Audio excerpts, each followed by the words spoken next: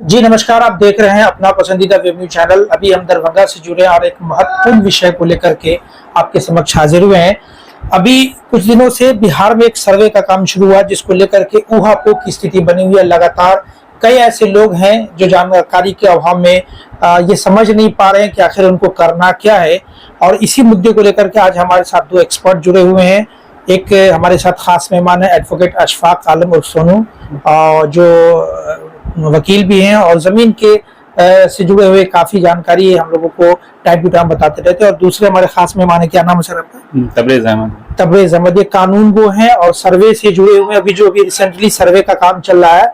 तो हम एक एक करके दोनों मेहमान से ये समझना चाहेंगे और आपको ये बताने की कोशिश करेंगे कि सर्वे जो अभी बिहार सरकार के द्वारा कराया जा रहा है, वो सर्वे में हमें करना क्या चाहिए और सर्वे में किन किन तैयारी को लेकर के हमें जो है वो उतरना है। बहरहाल सबसे पहले सर सवाल हम आपसे जानना चाहेंगे कि ये सर्वे कितने दिनों में बिहार सरकार कराती है और ये सर्वे से सरकार को क्या फायदा, ये बताइए हमारे दर्शकों। देखिए, सर्वे बिहार सरकार का एक ड्रीम प्रोजेक्ट है। हमारे मुख्यमंत्री साहब जो नीतीश कुमार जी हैं, उनका ड्रीम प्रोजेक्ट है। और सर्वे क्यों जरूरी है, किस लिए करना है और इसमें रैयत का भागीदारी क्या है, कैसे वो अपना जमीन का ब्यौरा डालेंगे, इसके बारे में हम आपको एक छोटा सा सूचना देना चाह रहे हैं। ये लेकिन हम इसका इतिहास जो है 1772 से जोड़ते हुए आएंगे तो हम देखेंगे कि बीटी एक्ट जो है बरगाम प्रेसिडेंट के अंदर में आता था, जो 1936 का है, 34 या 36 का है बीटी एक्ट। वहां से जब हम लेके चलेंगे तब ये सर्वे हुआ था। मेन सर्वे का मेन मुद्दा ये था कि जो सर्वे जो हो कराना है, तो उसमें क्या है कि रैयत जो भूधारण कर रहे हैं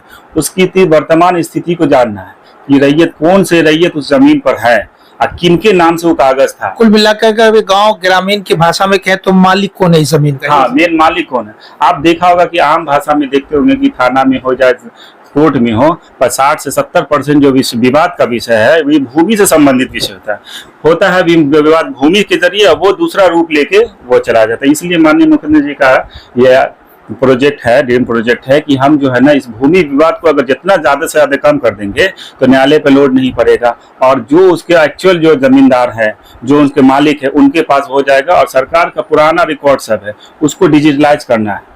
एक भविष्य में एक प्रक्रिया और आने वाली है जिसको लैंड कार्ड कहा जाएगा। उसमें ये आपको बताया जाएगा कि आपका जिला ये राजस्व ग्राम में ये जहाँ जमीन है इस अंचल में होगा या अमुक और अंचल में आपकी जमीन हो, तो जिस तरह आपका आधार कार्ड होता है उसके नंबर, एक यूनिक आईडी नंबर होता है, उसके तहत आप नंबर डालते ही आपका पूरा ब्यौरा निकल जाए। उसी तरह वो लैंड कार्ड जब आपको मिल जाएगा तो उससे है कि आपका जमीन कहाँ कहाँ है सब उसी में होगा। तो डिजिटलाइज करने की भी एक प्रक्रिया, जमीन सारा चीज डिजिटलाइज हो गया तो हम सर्वे को क्यों नहीं डिजिटल करें। एक दूसरा सवाल वकील साहब से लेते हैं। सर, आप ये बताइए कि ये जो सर्वे है वो बिहार सरकार कितने दिनों में कराती है? देखो, सबसे पहले जो बिहार सरकार को इसके लिए सराहना करना होगा कि उन्होंने एक बहुत जोखिम भरा एक कदम उठाया और हमको लगता है ये बहुत जरूरी था, क्योंकि हिंदुस्तान में अब तक सबसे पहले मूल सर्वे 1920 में हुआ। उस वक्त कम लोगों के पास जमीन थी। रैयत जो थी जमींदारी एक्ट थी महाराज की थी, उसका जमींदारी का एक्ट 1952 में समाप्त हुई तो वो रह गया। उसके बाद सरकार ने फिर क्या किया, रिविजनल सर्वे उन्होंने किया जो 1974 तक आया और उसका खतियान बन गया। अभी आ रहा है, अभी आप समझिए ये बीसीएस सर्वेक्षण या सर्वे कह रहे हैं, ये सर्वे हो रहा है। तो ये बहुत जरूरी है क्योंकि 100 साल के बाद बहुत सारे लोग मर गए और लंबा एक वंश वृक्ष जो है वो आपका आ गया। तो जिसके कारण जो हकदार थे, एक्चुअली में जो हकदार थे आज के डेट में, वो हकदार को जमीन नहीं मिल गया, उसको पता भी नहीं और किसी दूसरे लोगों ने, दबंग लोगों ने या जिसको पता नहीं उन लोगों ने कब्जा कर लिया। तो सरकार इस सर्वे में वो दो तीन चीजें वो कोशिश कर रही। एक तो कानून साहब ने जिस तरह से बताया कि डिजिटलाइजेशन करना है, कि डिजिटल करना है कि एक प्लेटफॉर्म जब सारी दुनिया में डेवलप हो रहा है तो जमीन का विवाद या जमीनी सतह जो चीजें हैं वो डिजिटलाइजेशन क्यों ना हो।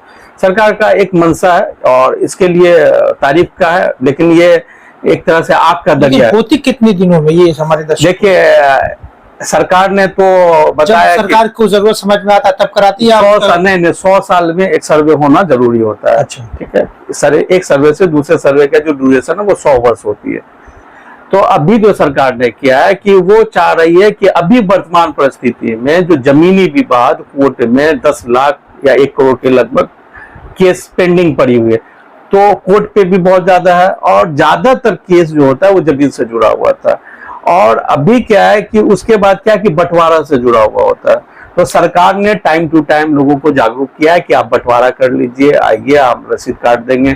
50-50 रुपए का स्टाम्प 50 रुपए फीस पे भी आया। उन्होंने कहा आप स्वतः बंटवारा कर लीजिए, आप 5 आदमी बैठ के एक सादा कागज पे भी बंटवारा कर लीजिए, आप एफिडेविट पे भी बंटवारा कर लीजिए, पंच से कर लीजिए या सरपंच से कर लिए। उन्होंने अलग अलग समय सीमा दिया है, अलग अलग आपको पावर दिया कि आप इस तरह से कर सकते हैं, लेकिन फिर भी वो नहीं हो पा रहा है। तो सरकार ने सोचा कि बेहतर होगा कि हम सर्वेक्षण करा लें।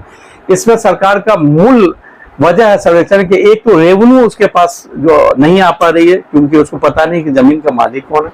दूसरा, सरकार अपनी जमीन भी खोज रही है कि हमारी जमीन एक्चुअली में है कहाँ, और सरकारी जमीन बहुत सारी जो जमीन है वो कब्जा हो गया है, बंदोबस्त वाली जमीन है कब्जा हो गया है, जो अनाबाद बिहार सरकार है सब साधारण जमीन है वो कब्जा हो गया। तो सरकार चाह रही है कि वो भी जमीन हमारे पास कितने हैं, हम कितने जमीन के ऑनर हैं, तो वो उसके पास है, जिससे कि डेवलप का काम आ जाए। जैसे आपने अभी बिहार के दरभंगा, क्योंकि मैं दरभंगा जिला से हूँ तो आपके व्यूअर पूरी दुनिया में है तो इसलिए मैंने बता दिया मैं दरभंगा से हूँ।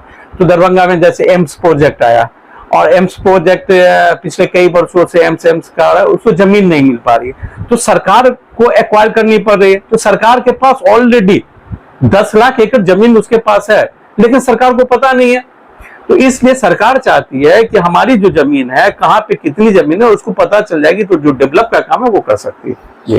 जी, एक सवाल आपसे समझे, एक साधारण भाषा में आप मुझे तमरेज साहब ये समझाइए कि एक आम आदमी को इस सर्वे की क्या तैयारी करनी है, जिसके पास 1 कट्ठा 2 कट्ठा 5 कट्ठा जमीन है, उसको क्या करना है? देखिए, इसमें सर्वे की जो प्रक्रिया है, जो पूरी प्रक्रिया परपत्र 1 से लेके 22 परपत्र तक हमारी ये सर्वे की प्रक्रिया है। इसमें क्या है कि परपत्र 1 जो है ना, बंदोबस्त पदाधिकारी के द्वारा उस जिला में उद्घोषणा कर दी जाती है, प्रत्येक ग्राम वाइज प्रत्येक ग्राम का उद्घोषणा कर दिया गया। आज से आपके जिला में ये सर्वे का काम स्टार्ट हो गया। अब ये है क्या कि इसको जो है ना शिविर लगा के सर्वे करना है। साधारण हमारे दर्शक, क्योंकि ग्रामीण प्रवेश ज्यादा है, हमारे दर्शक को ये बताइए कि जिनको 1 कट्ठा 2 कट्ठा जमीन है, जिनको गरारी की जमीन है, तो उनको इस सर्वे में क्या तैयारी करनी है? जी बोलिए। देखिए, सर्वे में सबसे पहले कि आप जिस जमीन पे रह रहे हैं उसका आपके पास किस टाइप का कागज है। ये जमीन, देखिए सरकार जमीन 2-3 तरीके से आती है। एक खतियानी जमीन होती है, बंदोबस्त की जमीन होती है, या रैयती सरकार के द्वारा या कोर्ट के द्वारा आपको मिली होती है, या केवाला के द्वारा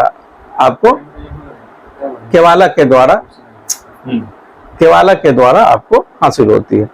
अब आपकी जमीन किस टाइप की है, खतियानी है तो आप खतियान निकाल लीजिए, और अपना वंश भी, अगर आपके पिता के नाम या दादा या परदादा के नाम है तो आपको एक वंशावली सरकार ने वंशावली बनाना पड़ेगा। देखिए, सरकार ने अपने पोर्टल पे परपत्र 2 और परपत्र 3 इस टाइप का है, परपत्र 3 है वंशावली का, उन्होंने एक फॉर्मेट दे दिया है, और उसके बाद दूसरा उसी में अटैच कर दिया एक ये फॉर्म, आप अपने दर्शक को दिखा सकते हैं। दिखा देंगे। ठीक, तो ये फॉर्म दिया है कि आपका पहले आप वंशावली अपना ट्री बना लीजिए, और इसमें ग्रामीण में जो सचिव होते हैं उनको ये पावर दिया गया है कि आप क्या कीजिए कि एक वंशावली का बना के आप दे दिए, या आप स्व घोषणा कर लीजिए। ये स्व घोषणा पत्र भी है जिसमें आप खुद घोषणा कर सकते हैं कि ये मेरा वंश वृक्ष है, इसके हिसाब से मेरा ये अंश है और मेरे नाम से इतना खतियान होना चाहिए, बस उससे ज्यादा तो नहीं है। और जब फाइनल हो जाए तो आपको पेचीदगी वकील साहब ये आपसे समझना चाहेंगे। मान लेते हैं कि जिनके नाम से जमीन है वो इस दुनिया में अब नहीं रहे,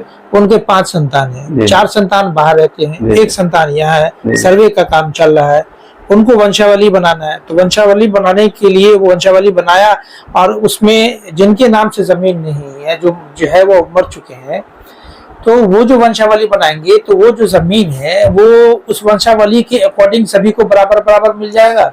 देखिए, सबसे बड़ी चीज समझिए कि ये जो सर्वे है, ये टाइटल आपको, इसका कई प्रक्रिया, जैसे कानून गो साहब ने बताया कि 22 स्टेप्स है, 2 स्टेप आपको करके देना है, बाकी जो 20 स्टेप है वो गवर्नमेंट करेगी। अच्छा, तो सबसे पहले कि आपने कहा, मान लीजिए कि दादा के नाम से, आपके पिताजी अगर जीवित है तो उनके नाम से खतियान बनेगा, अगर पिताजी भी मर गए तो आपको मान लीजिए 5 है, उसमें कोई एक आदमी भी अपना वंश ट्री बना देगा, वंशावली बना देगा, और जिसका जिसका अंश है उसमें सबका नाम खोल देगा, किसका अंश कितना होगा वो उसमें वो डाल देगा। मान लीजिए कोई विदेश में है तो क्योंकि ऑनलाइन भी है। बीच में एक समझना हमारे दर्शकों को समझ, मान के चलिए अगर उसने गलत ही इंफॉर्मेशन फीड किया, हाँ, तो उसके लिए सरकार ने क्या किया है कि सचिव को, ग्रामीण में सचिव को दिया है कि आप क्या कीजिए कि वंशावली आप ले लीजिए, 100 घोषणा पत्र ले लीजिए, एक एफिडेविट ले लीजिए। उसके बाद सरकार ने इस बेईमानी किसी के साथ नहीं हो, कोई छट नहीं जाए, तो उसके लिए फिर एक शिविर लगेगा आपके ग्रामीण में क्षेत्र पे जाकर। वहां पे आपका जो वंशावली है उसको जो मान कानून वो होंगे या जो सरकार के द्वारा नियुक्त पदाधिकारी होंगे वो आपका जो वंशावली वहां शिविर में पढ़ेगा, वेरीफाई करेगा, और उस वेरीफाई करने के बाद वो ग्रामीण से पूछेगा कि इसमें कोई आदमी छूट तो नहीं गया, या इसमें इन्होंने किसी का नाम छोड़ दिया है, या कोई बच गया है, हटा दिया है। ये वो जब कह देगा नहीं, सारा लोग कह देगा नहीं, ओके, तो फिर उसमें 3 लोगों की गवाही होगी उसके वंशावली में, उससे वेरीफाई होगा, उसका तो आपका अप्रूवल मिला। अच्छा, इनसे एक सवाल है तो फिर आपसे भी एक सवाल करेंगे। तो इसमें कुछ ऐसी पेचीदगी है कि अगर कोई बेईमानी करना चाहेगा तो इसका इन्होंने क्लियर कर दिया कि ये संभव नहीं है कि बेईमानी, चूंकि उसको कई पड़ाव से ऐसा गुजारना पड़ता है। एक आम आदमी डरा हुआ है जिसके पास जमीन का पेपर नहीं है, बाप दादा के पास था और वो उस मकान में रह रहा है, उस मकान को छोड़कर उसके पास कोई जमीन नहीं, तो ऐसे लोगों को क्या करना है? देखिए, यहाँ पे आया है कि जमीन का जो सर्वे होता है वो किसी साक्ष्य पे होता है। आपके पास जो जमीन जो आप दावा कर रहे हैं कि ये जमीन हमारी है, वो जमीन नहीं, जैसे किसी ने एक मकान बना रखा है और मकान की जमीन उसकी अपनी जमीन है। जमीन भी 2-3 तरह की हो जाती है। जो जैसे आप खेत की जमीन हो गई जिसमें आप खेती करते हैं, आपके पास जो है ना बागीचा हो गया, पोखर हो गया, इस टाइप का है, आप वास कर रहे हैं जहाँ, जो आपका जो मूल निवास है, तो वो भी हो गए घरारी की जमीन जिसको बोलते हैं। तो आपका कहना हुआ कि बहुत सारे लोगों के पास जमीन की कागज नहीं है, लेकिन वो अभी फिलहाल अपनी जगह पर दखल कब्जे में है। लेकिन देखा जाता है कि उनके पास कौन सी जमीन है, खतियानी जमीन है या उनके पिताजी के द्वारा या उनके वंशज के द्वारा, पूर्वज के द्वारा वो जमीन क्रय की गई थी, ठीक है, वो है। लेकिन जो डॉक्यूमेंट जहां से इशू होता है, क्योंकि आपके पास ओरिजिनल नहीं लेकिन सरकार के पास उसका रिकॉर्ड है, आप वहां से जाके नकल निकाल सकते हैं। आप अपना नकल निकाल के लाके दीजिएगा, उसके बाद फॉर्म भर के आप जमा कीजिएगा, आपका वेरीफाई करने के बाद आपके नाम से खाता खोल दिया जाएगा। लेकिन सर्वे में एक चीज इंपॉर्टेंट वकील साहब भी मिस करके उसमें हम ऐड करना चाहेंगे कि सर्वे की जो प्रक्रिया है, पहले जो हुआ करता था कि बाप दादा के नाम से जो भी जमीन आ रही है तो उन्हीं के नाम पर, आज के डेट में भी उन्हीं के नाम पर जाता है। लेकिन सर्वे में क्या है कि आप मृत रैयत के नाम पे खाता नहीं होगा। अब जो खाता होगा, जो उनके वर्तमान जो धारण कर रहे हैं, जो प्रॉपर्टी जो इन्वेस्ट कर रहे हैं, उनके नाम पे खाता खुलेगा, ठीक है। और इस सर्वे के दौरान, पुराने सर्वे में भी देखा गया था कि आपको दफा लगता था कि जैसे आप सर्वे कराए और आपको पहले पर्चा दिया जाता था कि आप पुराना जो कागज आप जो लगाए उस पर्चा से आप मैच कर लें कि आपने जो ब्यौरा दिया वो सही हमारा दर्ज हुआ है कि नहीं, तो उसमें दफा लगता था, तो उसमें था। लेकिन अब इस सर्वे में भी आपको 3 बार दावा आपत्ति करने का मौका दिया जाएगा, क्योंकि हो सकता है कि आप फॉर्म भरने में आप छूट गए हों, आप कहीं बाहर रहते हैं, नहीं आपको जानकारी मिली, फॉर्म के टाइम में नहीं है, फिर किस्तवार की प्रक्रिया चलेगी। जो किस्तवार की प्रक्रिया में है क्या कि आपको प्लॉट वेरीफाई करेंगे, अमीन साहब जाएंगे आपके ग्राम में जाएंगे और प्रत्येक रैयत बता देंगे कि 1 खेसरा से हम स्टार्ट कर रहे हैं या जितना करेंगे, वो रैयत अपने अपने प्लॉट पे होंगे और वो अपना दखल दर्ज करा देंगे। उसके बाद जो इम्पोर्टेंट प्रक्रिया आती है जिसमें सभी रैयत को भाग लेना, वो है खानापुरी का, क्योंकि फॉर्म का प्रक्रिया पहले स्टेप का हो गया, उसके बाद किस्तवार प्लॉट वेरिफिकेशन हो गया। अब जो आया मेन खानापुरी, जिसमें याददाश्त क्रम संख्या के हिसाब से रैयत का नाम दर्ज किया जाता है याददाश्त पंजी में। याददाश्त पंजी में क्या है कि पुराने खाता लिखा जाता है, उसमें खेसरा लिखा गया, और जो वर्तमान रैयत है, जो खतियान जहां फाइनल हो चुका है, 1920 का हो या 1977 का हो, इस जिला का हो, तो उसमें पुराने रैयत खातेदार का नाम लिखा जाता है, और वर्तमान में जो रैयत उस जमीन पर है उनका नाम लिखा जाएगा, और जमीन का टाइप जो है वो लिखने के बाद, खाता खेसरा रकबा लिखने के बाद अब रैयत अपना सिग्नेचर कर देंगे, वहां से रैयत का काम खत्म हो जाएगा। रैयत को मात्र 2 या 3 स्टेप में ही अपना भाग लेना। एक चीज समझना चाहेंगे, आपने एक चीज भी कहा है कि जिनके पास कागज नहीं वो नकल निकालने, नकल कहाँ से निकालना पड़ेगा? नकल देखिए, खतियान है तो अभिलेखागार से नकल निकालेंगे। साधारण शब्दों में बताइए, जिला से निकालेंगे, जिला से निकालेंगे, केबाला है तो रजिस्ट्री ऑफिस से आप नकल निकाल लेंगे उसका। और जिनके पास ये भी नहीं मालूम है कि मेरी जमीन का पेपर किसके पास, वो क्या करेंगे? देखिए, जिनके पास, देखिए पेपर तो है, सरकार के यहाँ भी रिकॉर्ड में है, किसी न उनके पास नहीं, सरकार के उनके पास नहीं, तो उनके लिए एक छोटा सा काम वो कर सकते हैं कि अगर उनको नहीं मालूम है कि ये इस कौन से खाता कौन सा खेसरा हमको नहीं मालूम है, तो वो क्या करेंगे कि अमीन साहब से जाके मिलेंगे, वो नक्शा में देख लेंगे कि ये जो प्लॉट पे जो बनाए हुए कौन सा खेसरा है, वो खेसरा से वो उनका खाता मिल जाएगा, ऑनलाइन पे जमाना है अभी, उससे जो है आप रिकॉर्ड निकलवा लेंगे। खतियानी होगा, बताएंगे कि मेरे पूर्वज का है, पूर्वज का तो खतियान होंगे, तो खतियान वहां जाके नकल में देंगे खाता और खेसरा, और राजस्व ग्राम उस कौन सा राजस्व ग्राम थाना नंबर एक चिरकुट पर लिख के देंगे, तो वो अभिलेखागार से वो रिकॉर्ड निकाल के उनको दे दिया। चलिए एक सवाल फिर हम वकील साहब से सवाल छोटा सा संक्षिप्त में जवाब दीजिएगा। मान के चलिए किसी आदमी ने 10 साल पहले जमीन खरीदा, लेकिन उसका उसको क्या कहते हैं मोटेशन उसने नहीं किया, रसीद कभी नहीं कटवाया, अब वो क्या करेगा? देखिए, दाखिल खारिज एक अलग विषय है और सर्वे एक अलग विषय है, लेकिन उसको क्या वो जमीन जिससे खरीदा वो उसके में रिकॉर्ड में दिखेगा या जो उसने खरीद लिया उसको दिखेगा? जिन्होंने जमीन बेच दिया वो तो अपना दखल छोड़ चुके हैं, और जिन्होंने खरीदा वो अपना दखल कायम कर लिया उस पर। दाखिल खारिज ये दिखाता है कि आपने अपने आप को वहां दाखिल किया और जिनसे खरीदा तो उनको खारिज कर दिया, और सरकार को आप प्रत्येक साल का लगान दे रहे हैं। दाखिल खारिज रसीद से यही साबित होता है, और मेन दस्तावेज जो है आपका केवाला हुआ और खतियान हुआ, ये मेन दस्तावेज, इसके आधार पे आप सर्वे में भाग ले सकते हैं। जिन्होंने नहीं कराया है तो इनका ये मतलब नहीं कि 10 साल से या 20 साल से हम दाखिल खारिज नहीं करा है तो आज के डेट में दाखिल खारिज कराएंगे तो 20 साल का सरकार हमसे लगान नहीं लेगी। जब भी आप कराएंगे तो लगान लेगी, वो आपका दायित्व है दाखिल खारिज कराने का। सर्वे में है कि अगर आपके पास नहीं है तो आप परपत्र 2 में जो स्वयं घोषणा आप जो अपने आप जमीन का ब्यौरा कर रहे हैं, आप उसमें वो पेपर जो है आपका वो लगा के दे देंगे, और अपना जो है ना आप अंचल में जाके अपना म्यूटेशन के लिए अप्लाई कर देंगे। ज्यादा से ज्यादा होगा उसका चिरकुट जो मिल जाएगा आपको, रिसीविंग जिसको बोलते हैं, वो लगा देंगे इसमें। चलिए वकील साहब एक चीज समझना चाहेंगे, इसके लिए कोई शुल्क भी देना पड़ेगा आम आदमी को? किस चीज के? ये जो सर्वे हो नहीं, किसी भी काम का कुछ नहीं, सरकार देखिए, सरकार ये दावा करती है जीरो टॉलरेंस, और सरकार की कोई भी परियोजना हो उस पर सरकार निःशुल्क करती है। पूरे सर्वे के काम में किसी भी आदमी को कोई शुल्क नहीं देना है। कानून गो साहब ने कहा अमीन साहब को नहीं देना है, नहीं लगान। अब इन्होंने कहा वो मोटेशन है, मोटेशन में भी सरकार मुफ्त में करती है। सरकार को सिर्फ अपने रेवेन्यू जो उसका लगान है 10 रुपया 20 रुपया, कहीं 25, 50 और 100, इससे ज्यादा कट्ठा के हिसाब से नहीं है। तो सरकार का वही एक शुल्क है जो अपना वो जमींदारी एक्ट के हिसाब से बिहार सरकार अपना टैक्स सब वसूल करती है। उसके अलावा कोई भी शुल्क सरकार किसी से भी नहीं लेती है। बाकी जो लोग मानते हैं या मांगते हैं वो गलत करते हैं। चलिए एक चीज समझ चाहेंगे, इस सर्वे से क्या वो जो कहते हैं भू माफिया, जमीन पर कब्जा करना जो प्रॉपर्टी डीलर के नाम से, उस पर अंकुश लगेगा इस सर्वे से? देखिए, सरकार का तो पहले ही मैंने आपको बता दिया कि सरकार यानी माननीय मुख्यमंत्री जी ने जलता हुआ कोयला एक तरह से मुंह में डाल दिया है, क्योंकि बिहार का जो परिवेश है, यहाँ जमीन बहुत किस्म का है। सरकार ने सिर्फ 3 किस्म बताया कि जमीन आया कहाँ से, क्योंकि यहाँ ऐसा है कि महाराज दरभंगा की भी जमीन आई है, बंदोबस्त पदाधिकारी ने भी दिया है, जमींदार ने भी रिटर्न किया है, खतियानी भी है, बहुत सारा विभिन्न प्रकार का है। हुक्मनामा का भी, क्योंकि अभी हुक्मनामा का चलन नहीं है तो हुक्मनामा नहीं है। बहुत सारे लोग को भरना से भी के द्वारा भी है, तो अलग अलग भी है। तो उसको कानून को दिखेंगे कि वैलिड डॉक्यूमेंट्स आपका कौन है और वर्तमान परिस्थिति में आपका कब्जा दखल है कि नहीं। और भूमाफिया पे तो 100% अंकुश लग जाएगा। मान लीजिए जैसे कि मेरी जमीन है, थोड़ा देर के लिए मुझे पता नहीं है या मुझे पता भी है थोड़ा बहुत कि फला जगह गांव में मेरी जमीन है, मेरे बाप दादा की जमीन, लेकिन दूसरे लोग कब्जा किए हुए हैं, तो कब्जा के आधार पर तो जमीन वो नहीं रख सकते हैं, उनको डॉक्यूमेंट्स देना होगा। तो उसी के लिए सरकार ने कहा कि भैया आप तो प्रपत्र भर दीजिए, हमारे पास दे दे, लेकिन वैलिड डॉक्यूमेंट दीजिएगा।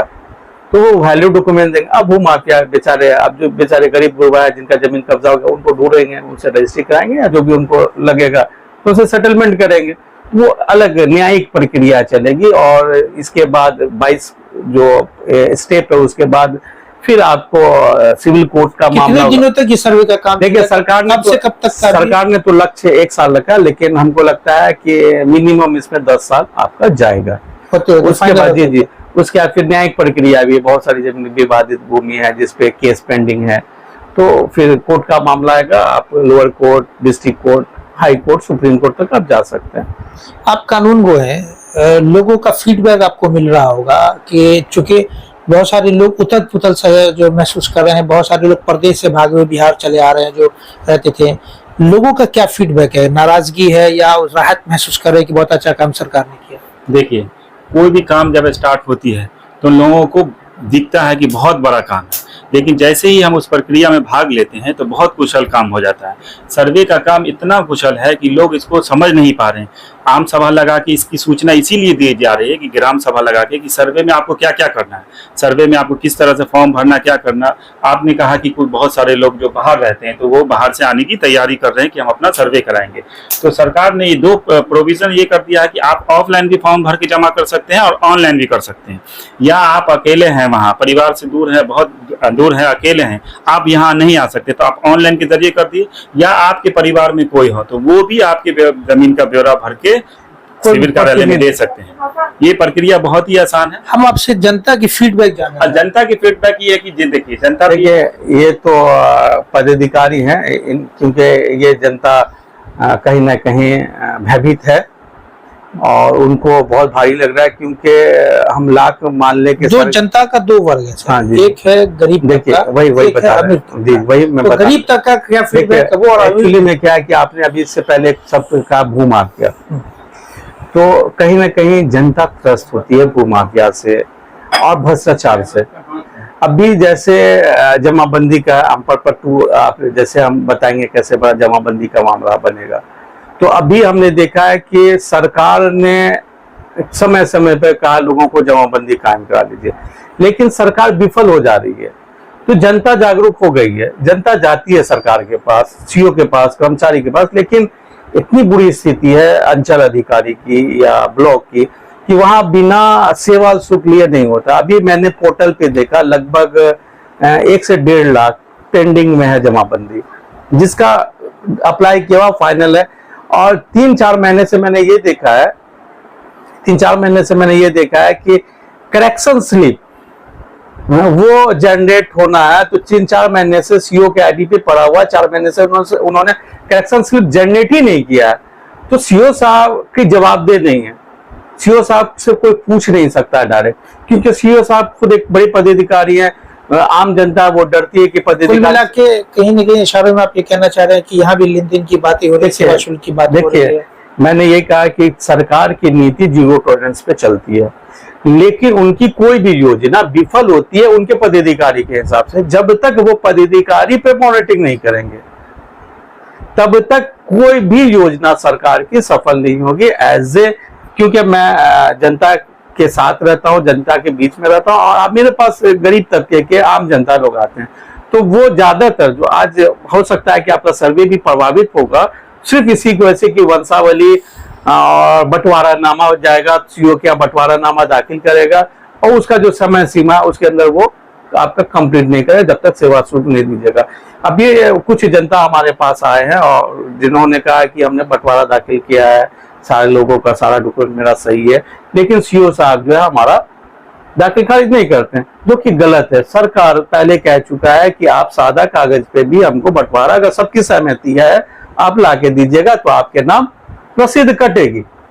लेकिन क्या है कि सीओ साहब या कर्मचारी साहब, मैं किसी पे आरोप नहीं लगा रहा हूं, लेकिन ऐसा प्राय देखा गया है कि इन लोगों लटका देते हैं। दूसरी चीज एक और मामला है, आपने इस पे बात किया, तो सरकार की बहुत सारी जमीन है जिसपे एडीएम साहब ने या डीसीएलआर साहब ने अपना आदेश दे दिया, पारित कर दिया, और उसमें आदेश में लिख दिया कि 30 दिनों के अंदर हमारे आदेश का पालन किया जाए। लेकिन बहुत ऐसा आदेश मेरे पास ऐसा पड़ा हुआ है, क्योंकि हम जमीन से जुड़े हुए हैं और करते हैं, तो एडीएम साहब का भी आदेश है या डीएम साहब का भी आदेश है, तो न कर्मचारी सुनता है न सीओ साहब सुनते हैं। वो कहते नहीं भैया अभी छोड़ दीजिए, 6 महीना हो गया, साल भर हो गया, तो इस तरह से लोग परेशान होते हैं। जब तक ये कागज पेंडिंग रहेगा तब तक आपका सर्वे या ऑर्डर कोई भी योजना कामयाब नहीं होगा। बहरहाल अपने दर्शकों को बता दें कि बहुत सारी जानकारी वकील साहब ने और कानून वो है उन्होंने बताया। संक्षिप्त में ये बता दें कि डरने की जरूरत नहीं है, बड़ा आसान सरल तरीका ये सर्वे का काम, और न ही कोई शुल्क देना है इसके लिए। जिनके पास जमीन का पेपर है उनका भी आसानी से सर्वे हो जाएगा, जिनके पास नहीं है थोड़ी सी कठिनाई होगी कागज को नकल कागज को ऊपर नीचे करने में, कहीं से व्यवस्था करने में, लेकिन उनको भी डरने की जरूरत नहीं। सवाल और भी हर आदमी ये पहले समझ ले, आपकी जमीन सरकार छीनने नहीं जा रही है। ये आप पहले माइंड में कर, जो आपकी है वो आपकी ही रहेगी। एक बार फिर से तमाम लोगों से निवेदन कि अगर इस जितनी भी मैटर, जितने भी इशू थे जमीन से जुड़े हुए, तमाम मुद्दे पे बात कर ली गई है। और अगर फिर भी लगता है कि आपका कोई सवाल है जिसमें आपको जानना है, तो कमेंट बॉक्स में आप अपना क्वेश्चन को डालिए और आप पूछिए हमसे बेझिझक होकर कि आपका सवाल क्या है। हम आपके जवाब को लेकर के जो है वो हम आप तक पहुंचाने का काम करेंगे। दूसरी पर्पज को हम डिफाइन कर देंगे, आप एक इसका लग लीजिए। देश और दुनिया की बाकी तमाम खबरों को देखने के लिए देखते रहे हमारा न्यूज चैनल। धन्यवाद।